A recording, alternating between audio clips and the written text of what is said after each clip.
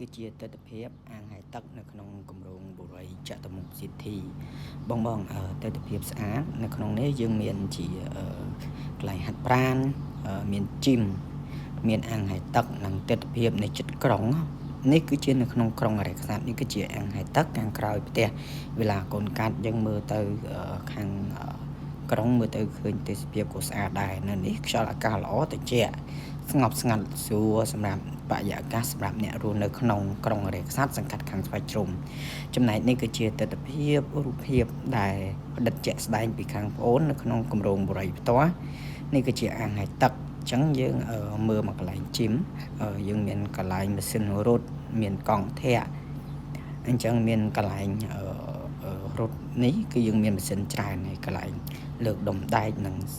អាងហើយទឹកនេះក៏ធំទូលាយសម្រាប់បងប្អូនងូតលេងដែរ